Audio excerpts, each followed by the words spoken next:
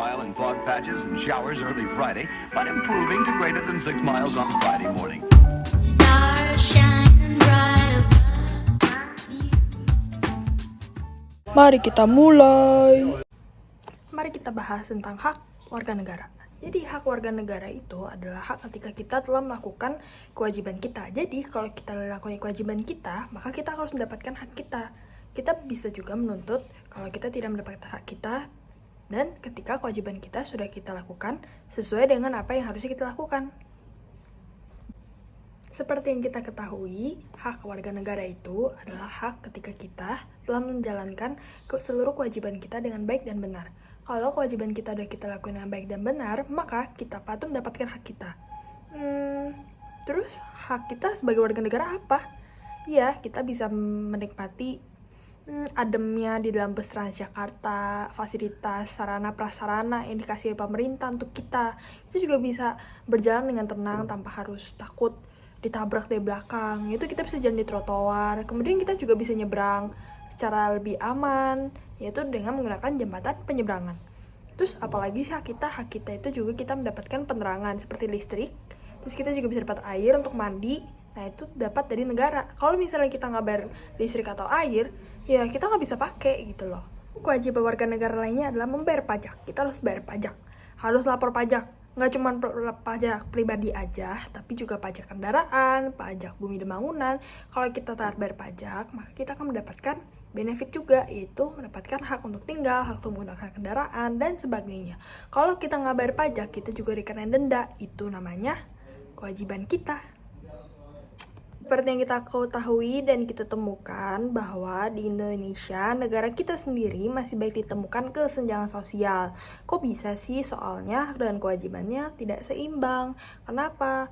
Ya bukan hanya karena rakyatnya aja sih, kadang juga mungkin ada para pejabat yang lebih mementingkan kepentingan dia, jadi dia lebih mengutamakan hak dia dan ya tidak memikirkan masyarakatnya bagaimana hidup tenang, aman, sejahtera. Jadi mungkin masyarakat bisa berbuat tindakan kriminalitas karena haknya tidak terpenuhi dengan baik dan benar. Kalau udah kayak gitu kan ya rugi bukan cuma masyarakat, tapi juga negara dan juga lingkungan sekitar jadi tidak aman dan lain sebagainya. Satu upaya yang bisa dilakukan pemerintah adalah dengan menegakkan supremasi hukum. Dengan menegakkan supremasi hukum, para pejabat tinggi tidak akan berani untuk semena-mena dan mementingkan hak mereka terlebih dahulu.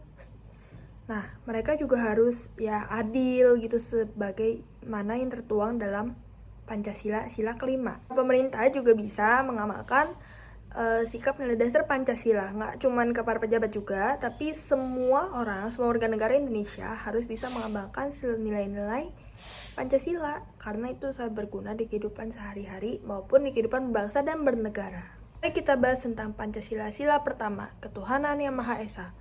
Sila pertama ini kita memiliki hak, yaitu kita dapat memeluk agama kita masing-masing sesuai kepercayaan kita masing-masing juga. Nah, apa sih kewajiban kita? Kewajiban kita adalah dengan menghargai pemeluk agama lain, tidak memaksakan kepercayaan kita terhadap kepercayaan orang lain. Jadi kita nggak maksain nih apa yang kita percaya terhadap orang lain. Kita nggak boleh maksa teman kita untuk percaya apa yang kita percaya juga. Sila kedua, kemanusiaan yang adil dan beradab. Kita menganggap semua orang itu sama. Kita itu nggak boleh beda-bedakan orang, nggak boleh banding-bandingin. Lu lebih rendah, lu lebih tinggi, nggak boleh. Jadi semua orang itu sama. Yang bedakan adalah umur. Dia lebih tua, dia lebih muda. Kita harus menghargai semuanya, walaupun dia lebih tua, dia lebih muda. Kita bisa menghargai kedua-duanya. Jadi bukan kita hormat ke lebih tua, ke yang lebih muda kita harus kurang ajar, nggak boleh gitu juga. Jadi semua orang itu diperlakukan sama dan adil. Sila ketiga, persatuan Indonesia, yaitu kita harus bisa mempersatukan orang-orang terdekat kita.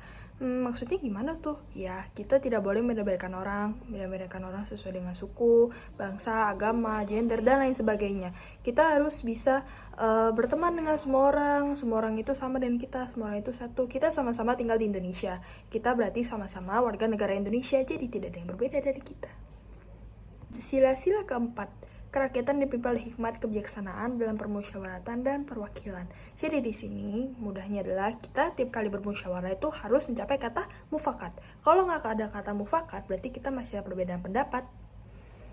Kita juga nggak boleh memaksakan pendapat kita Dan kita harus mementingkan pendapat orang lain, pendapat umum, pendapat yang disetujui di khalayak di atas kepentingan kita pribadi ataupun golongan kita. Jadi kita harus bisa menjadi orang yang rendah hati. Di sini kita belajar rendah hati juga karena kita harus menurunkan ego kita dan mementingkan kepentingan lain dibanding kepentingan kita sendiri.